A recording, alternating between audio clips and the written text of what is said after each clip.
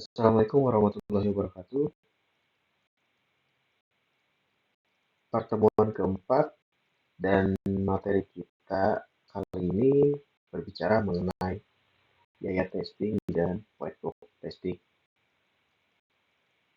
Termasuk nanti di dalamnya kita berbicara mengenai eh, penggunaan model, ya, tentang bagaimana melaksanakan teknik pengujian sebuah perangkat lunak, ya, dengan standar kelas dunia. Ya, dan terakhir kita bahas whiteboard testing, ya, merupakan pendahuluan yang nanti akan berlanjut ke pertemuan selanjutnya.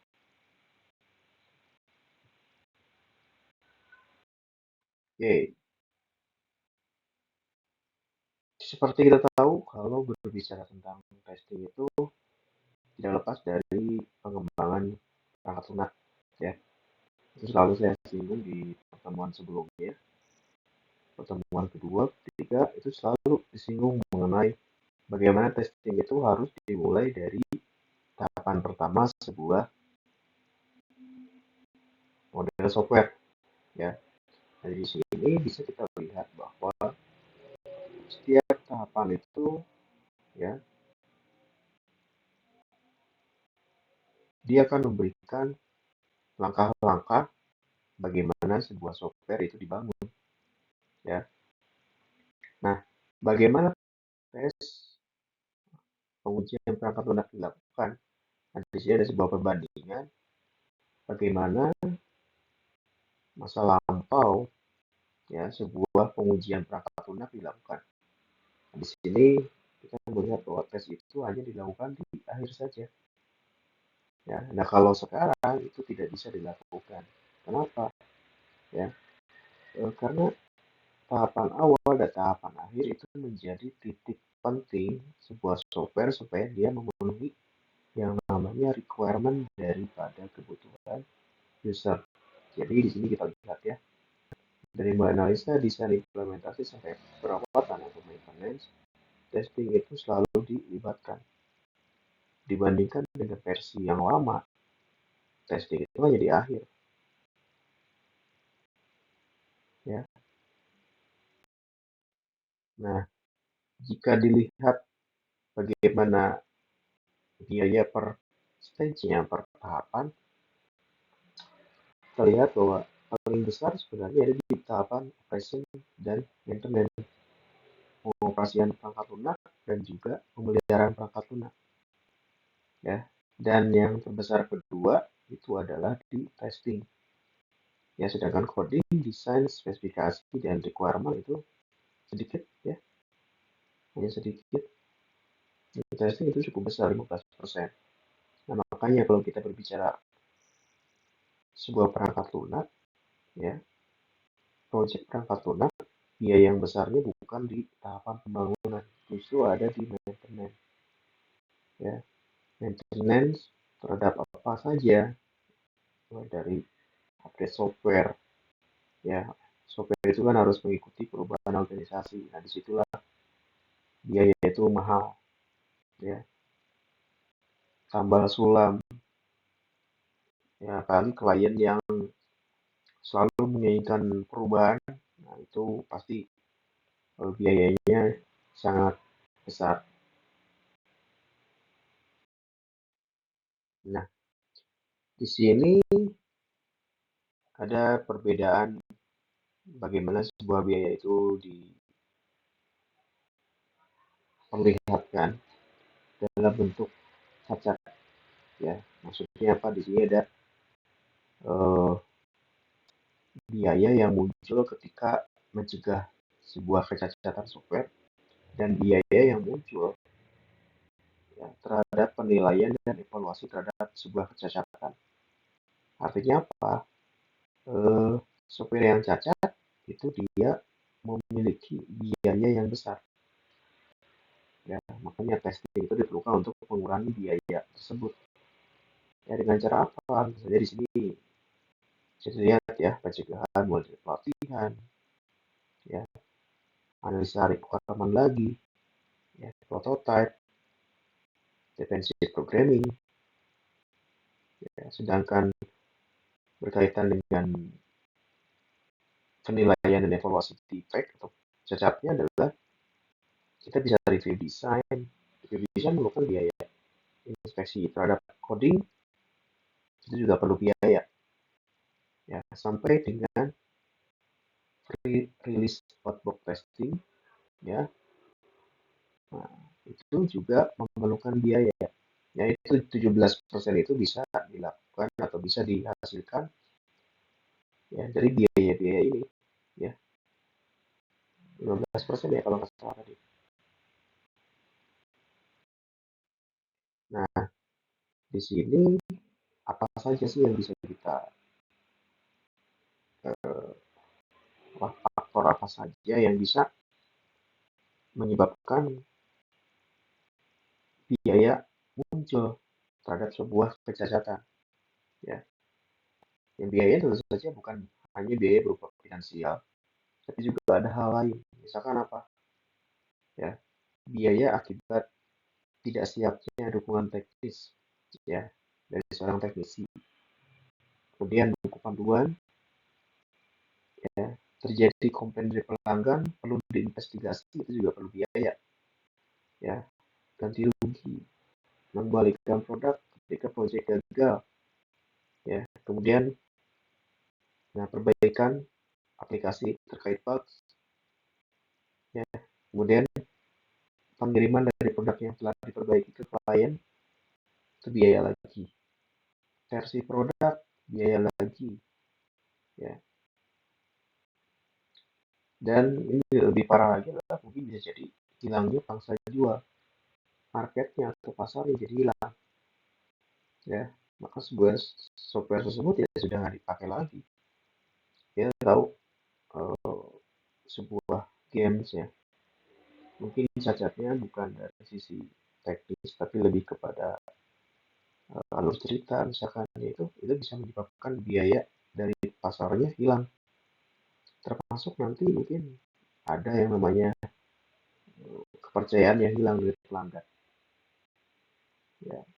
Garansi, kewajiban, bahkan investigasi dari pemerintah kalau software tersebut, ya, mengalami sebuah kasus, ya. Jadi selain itu apalagi mungkin bisa juga biaya karena penalti, ya, penalti akibat manajemen proyeknya salah, tidak bisa memperkirakan, ya, akan deadline, ya, tidak punya komitmen. Nah, itu juga bisa menyebabkan biaya tambahan, ya, untuk um, apa memberikan kerugian sebenarnya kepada manajemen daripada pengembangnya, ya. Oke, itu tadi sedikit biaya pengantarnya saja. Nah, sekarang mungkin kita akan coba masuk ke dalam aktivitas testing, dan ini akan bisa kita lihat bagaimana persiapannya dari sebuah pengujian. Oke, pengujian dilakukan tentu saja dengan standar.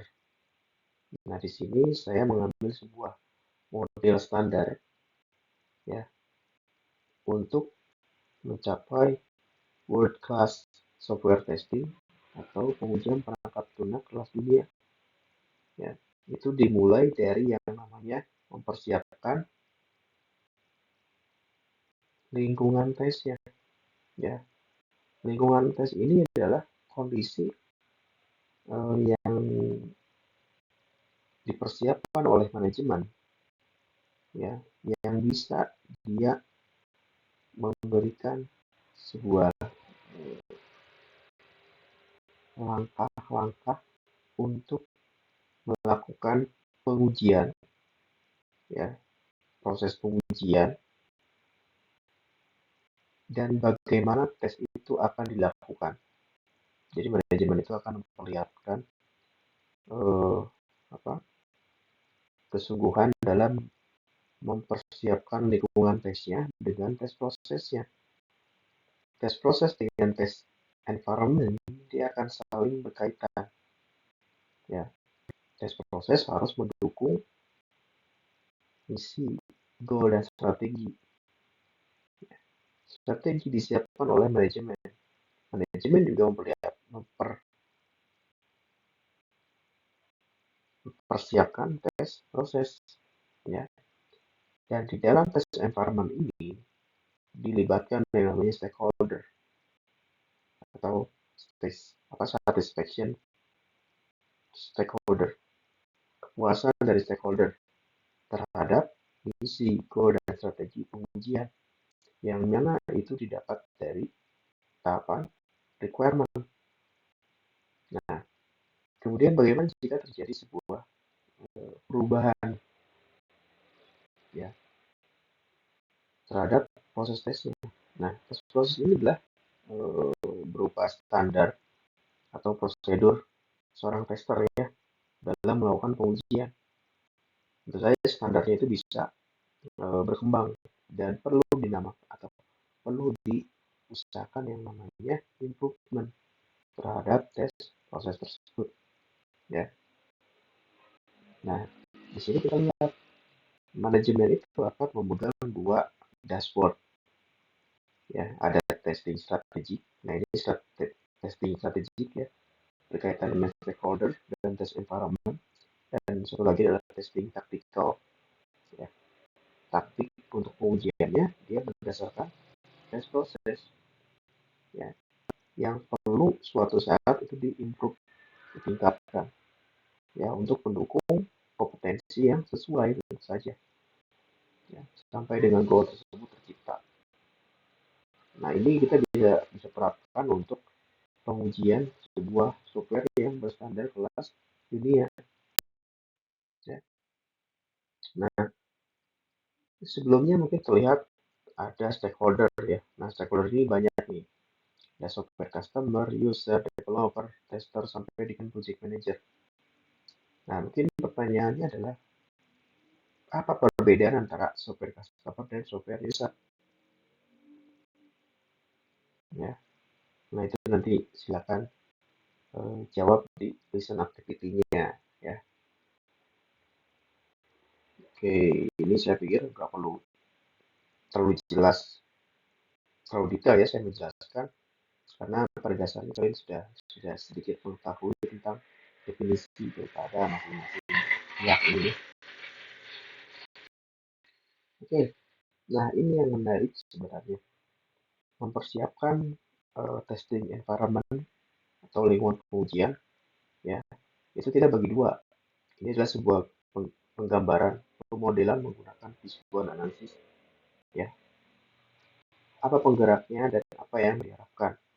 Nah, untuk mencapai apa yang diharapkannya adalah sebuah world class testing. Maka apa saja yang harus dijadikan driver atau penggeraknya? Mulai dari alatnya, QC-nya harus ada, tes prosesnya, ya, penggunaan tes proses, pengukuran support dari manajemen, kebutuhan user, kebutuhan kepuasan ya, kepuasan user, kemudian ada perencanaan daripada environment testnya, dan training test, sehingga nanti akan mencapai yang diharapkan yaitu world class testing. Jadi masing-masing daripada ruas-ruas ini itu harus dipenuhi untuk mencapai world class testing.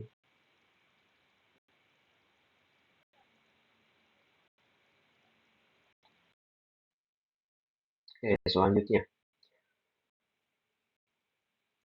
kita berbicara testing secara umum itu meliputi perencanaan, akuisisi, pengukuran. Ya, mulai dari pendekatan umum seperti apa, objektivitas. Nah, ini sebenarnya sama saja kita mempersiapkan yang namanya testing environment. Ya, itu sama saja. Menentukan objektivitas itu ada di testing environment, ada mission, ada goals, ada strategi. Itu ada di sini. Ya. Nah, si prosesnya nanti dia bisa melakukan yang namanya ini akuisisi, ya. Dan setiap kompetensi, ya, dalam tes proses tersebut harus diukur berdasarkan standar atau prosedur. Di mana tidak mencapai standar, maka kita bisa tahu, kita bisa evaluasi hasilnya bagaimana, ya. Oke, kemudian bagaimana prosedur itu dijalankan, ya. Kan tadi disebutkan bahwa setiap pembuatan tes proses itu isinya kan standar atau prosedur, ya. Terus bagaimana di dalamnya? Nah, di dalamnya ada 4 langkah, ya. Kita harus buat dulu yang namanya tim assessment, tim penilaian. Kemudian kita harus buat yang namanya questionnaire penilaian. Kemudian membuat yang namanya bagian jejak kaki atau footprint chart, sehingga, ya, kita bisa melakukan yang namanya penilaian terhadap hasil, ya. Jadi testingnya ini bagaimana kondisinya, ya, apakah dia memang sesuai dengan pengetahuan, kebutuhan, atau bagaimana, yang nanti kita lihat. Oke, yang pertama adalah bangun tim penguji. Tim pengujian itu harus orang kompeten, ya. Setelah orangnya, kita harus tentukan area pekerjaan dan menentukan susunan. Siapa ketua timnya, siapa anggotanya, ya. Itu harus kita tentukan. Nah, itu juga bersinggungan atau berhubungan dengan materi yang kemarin. Kita berbicara tentang tester, ya. Ada pengetahuan umum tester itu harus apa, kemudian etika tester. Nah, itu berhubungan dengan tim pengujian ini. Berikutnya, penilaian melalui kuesioner. Nah, di sini saya punya contoh, ya. Nanti di dalamnya ada 50 item pertanyaan yang dibagi menjadi 10 kategori, di mana jawabannya hanya ya dan tidak saja, ya dan tidak.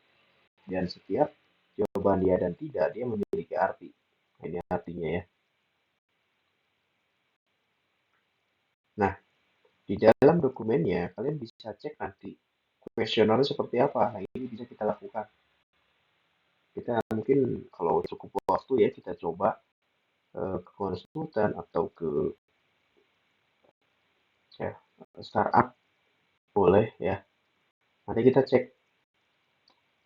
penilaian testing, ya, menggunakan kuesioner, apakah nanti testingnya benar-benar dilakukan atau hanya sekedar ada saja atau bagaimana, ya. Nah, nanti silakan dicek dokumennya, ya. Nah, dicek, kemudian dilihat, ya, dan dipahami. Nah, dari dokumen kuesioner tadi kita bisa tahu nih eh,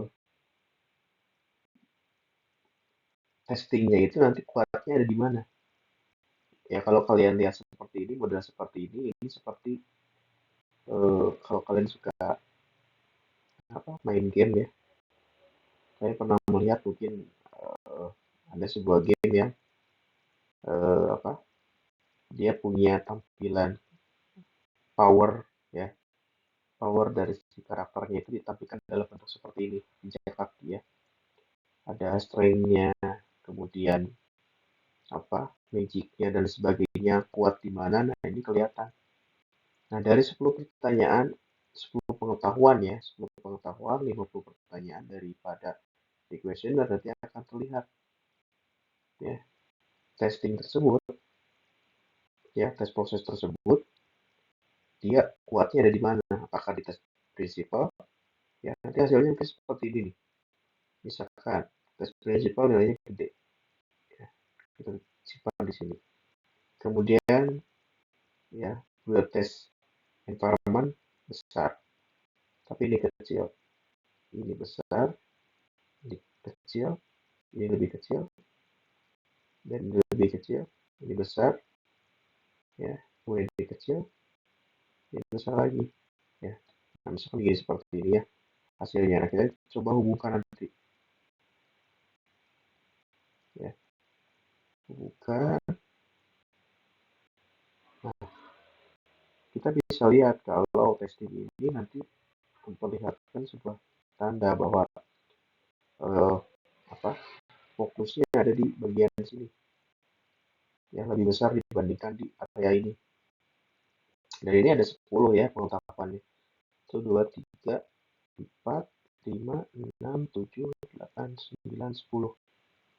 10 pertanyaan, 10 pengetahuan, 50 pertanyaan. Ya, nanti akan membuat yang namanya footprint chart. Berikutnya, pengujian juga harus dibuatkan yang namanya kebijakan. Dia memiliki dua tujuan. Pertama, ya, untuk menentukan proses pengujian perangkat lunak apa yang akan disertakan, dan yang kedua adalah menjelaskan kepada pihak luar terkait peran dan tanggung jawab pengujian perangkat lunak. Ya, jadi diperlukan untuk dua hal tersebut, kebijakan pengujian testing atau testing policy ya. Nah, ini ada sebuah contoh testing policy ya dari ABC Information Technology Department. Ini nanti ada definisinya. Definisinya untuk apa? Definisinya untuk menentukan validitas dari solusi komputer pada masalah bisnis. Kemudian ada testing sistemnya, mengembangkan dan mengeksekusi perencanaan tes yang kaitannya dengan prosedur departemen dan kebutuhan user. Kemudian pengukurannya, kalkulasi biaya dalam memperbaiki cacat yang tidak tercover selama tes dilakukan. Dan terakhir adalah standarisasinya ya. Standarisasi testingnya adalah hanya mengizinkan satu cacat per 250 executable program statement. Dari 250 baris program ya, 250 baris itu hanya boleh satu cacat saja, satu error ya dalam sebuah program. Ya, dengan ini jelas testingnya akan seperti apa, itu akan jelas ya, policy. Dan berikutnya, kalau kita berbicara pengujian, nah, tentu saja kan ada biaya ya, maka ada ekonomi pengujian. Nah, di sini diperlihatkan bahwa jumlah cacat dengan cost of testing itu harus membuat sebuah kurva seperti ini ya. Dan di sini adalah titik optimum pengujian. Tidak under dan tidak over. Tidak kurang, tidak lebih.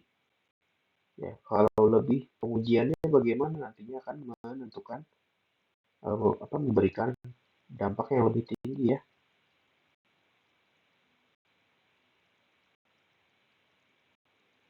Kalau dampaknya cacatnya tinggi, artinya kan secara kualitas itu rendah ya. Kemudian dari si cost, semakin banyak defect atau cacat, maka biayanya semakin tinggi. Nah, harus kita cari di tengah-tengah titik pertemuan antara number of defect, jumlah cacat dengan biaya testing.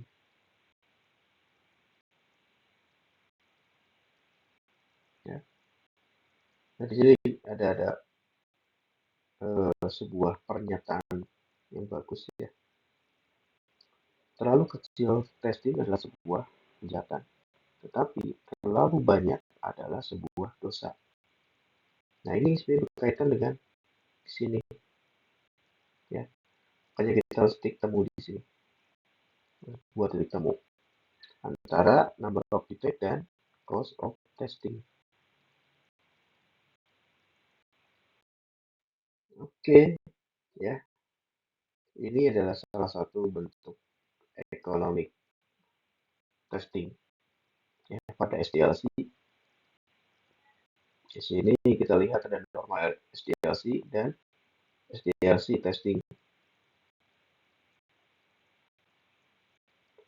Ya. Di sini ada masing-masing kebijakan. Pada tahapan requirement hanya diizinkan 20, desain 20, program 20 error, kemudian ya, pada saat testing 80% error berkurang, dan maintenance harus 0 error.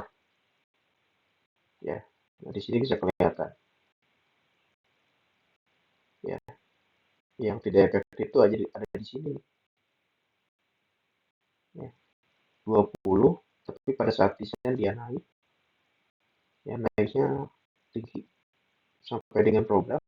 Nah, sedangkan dia menggunakan SDLC testing 10, tapi di tahap kedua dia nambah tapi tidak terlalu banyak. Ya, nah ini juga tidak terlalu banyak. Sehingga 80%-nya harus hilang. 18, 80%-nya berapa? Nah, ini kecil ya, dibandingkan di 12. Dan hasilnya harus ini 0. Dan dari sisi biaya, ini lebih kecil dibandingkan yang ini. Ya, nah, ini lebih kecil. Ini besar. Kebalik.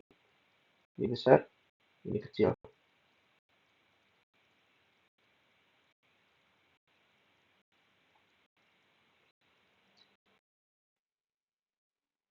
Oke. Kemudian membangun strategi tes. Ya, strategi ini salah ya. Harusnya strategi. Oke, kita menggunakan yang namanya tes fase atau tes faktor matrix. Ya. Apa itu tes fase dan tes atau tes faktor matrix? Oke, ini ada contohnya ya. Jadi nanti kalian bisa klik di link ini ya untuk download contoh dari tes fase dan tes faktor matrix. Jadi di sini termasuk dalam bagian manajemen risiko terkait dengan pengujian ya. Jadi kita mendefinisikan fase daripada si pengembangan dari mulai requirement sampai dengan maintenance. Kemudian tes faktornya apa ya, nanti lihat di contoh, dan resikonya apa. Nah, ini harus didefinisikan ya. Nah, ini pokoknya nanti lihat di apa di linknya ya, saya sertakan contoh daripada tes fase tes faktor matrix. Nah, berikutnya kita berbicara tingkatan testing. Ya, seperti yang sudah dijelaskan di pertemuan sebelumnya, bahwa dimulai dari yang terkecil menuju yang terbesar. Ya, terkecil unit atau multi modul ya. Nah, ini dia masuk ke kode-kode program ya, secara individual. Nah, kemudian dari unit ini itu akan diintegrasikan sehingga membentuk sebuah sistem, akan dinamakan sistem testing. Dan kalau sistem tersebut sudah berjalan, maka harus diberdayakan oleh pelanggan dengan melakukan pengujian yang kita namakan dengan acceptance, diterima atau enggak si softwarenya ya. Dan kemudian unit testing ini bagaimana cara kita mempraktekannya ya. Unit testing di sini ada tujuan ya, modul telah dikode dengan benar, artinya sudah masuk ke dalam coding ya. Kemudian siapa aktornya? Aktornya adalah programmer. Apa yang dites? Black box, white box, dan kondisi ekstrim dan batasannya.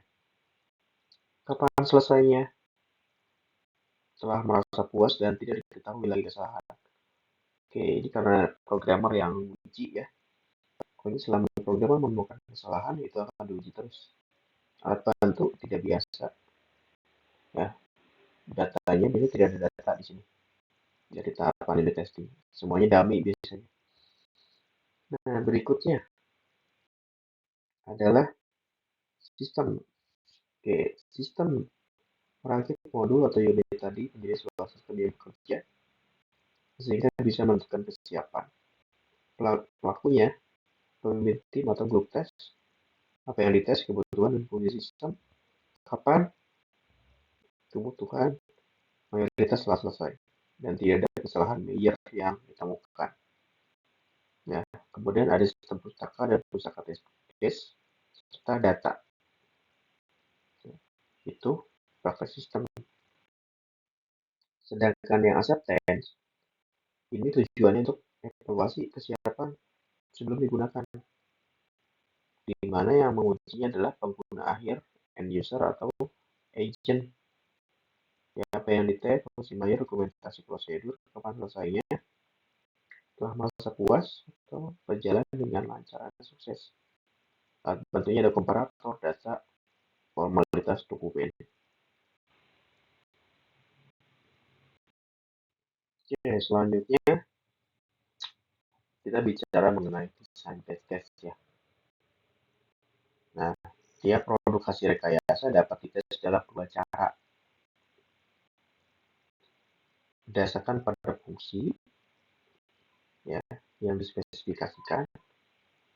Yang kedua adalah memastikan semua komponen berjalan sebagaimana mestinya. Ya, saja berdasarkan spesifikasi dan semua komponen internal telah cukup diperiksa. Ya, itu adalah desain test case. Nah, test case sendiri adalah tes yang dilakukan berdasarkan pada suatu inisialisasi atau artinya harus direncanakan ya, yang harus dilakukan plan, ya planning, ya, dan hasil yang telah ditentukan sebelumnya. Kita harus tahu test case, tesnya apa, hasil yang diharapkan apa. Ya, nanti ada gap nanti. Ya, itu test case. Kemudian gunanya untuk apa? Test case ini digunakan untuk melakukan pengujian, ya, misalkan menggunakan black box testing, di dalamnya ada test case. White box testing juga di dalamnya ada test case. Terus bagaimana white box? Di sini ada black box, ada testing, ada white box testing ya. Di awal mungkin kita bicara white box, setelah itu nanti kita bicara tentang black box-nya ya. Oke, white box. Menarik berbicara black box karena kita harus tahu tentang codingnya ya. Nah, di sini ada yang menyebutnya glass box testing, ada yang menyebutnya clear box. Ya, tapi secara definitif sih sama ya, bahwa white box ini adalah metode untuk mendesain test case yang menggunakan struktur kendali dari desain prosedural. Jadi kalau white box ini dia lebih cocok untuk yang desain prosedural. Ya. Nah, metode desain test case ini dapat menjamin 4 hal, ya, path-nya, logic, loop, dan internal data.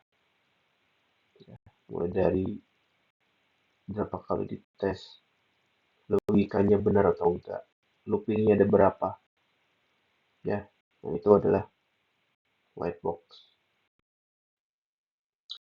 Mengapa perlu white box? Kenapa perlu black box? Ya, kenapa perlu white box dibandingkan dengan black box? Ya, biasanya kalau kita menggunakan black box kan kita tidak masuk ke coding ya. Sedangkan white box dia harus masuk ke coding. Sehingga jika terjadi kasus, ya, kita tinggal eksekusi jalur programnya. Nah, berikutnya adalah eksekusi jalur yang tidak benar. Dengan white box, dapat ditemukan kesalahan seperti ini, ya. Itu juga banyak terjadi. Nah, kemudian dalam white box, apa saja yang bisa kita cek?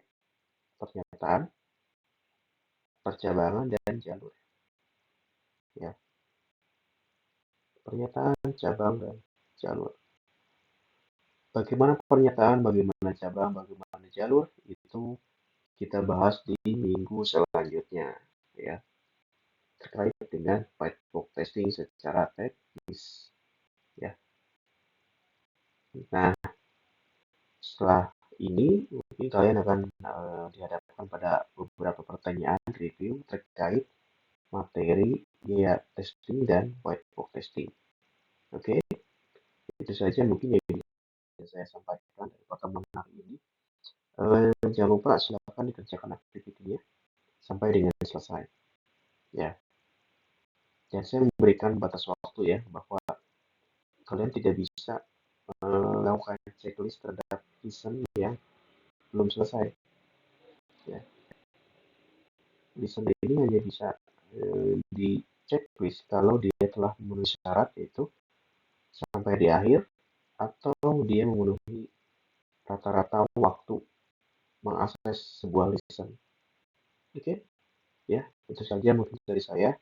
Saya tutup pertemuan hari ini. Jangan lupa LMS nanti dicek ya, dilengkapi ya. Wassalamualaikum warahmatullahi wabarakatuh.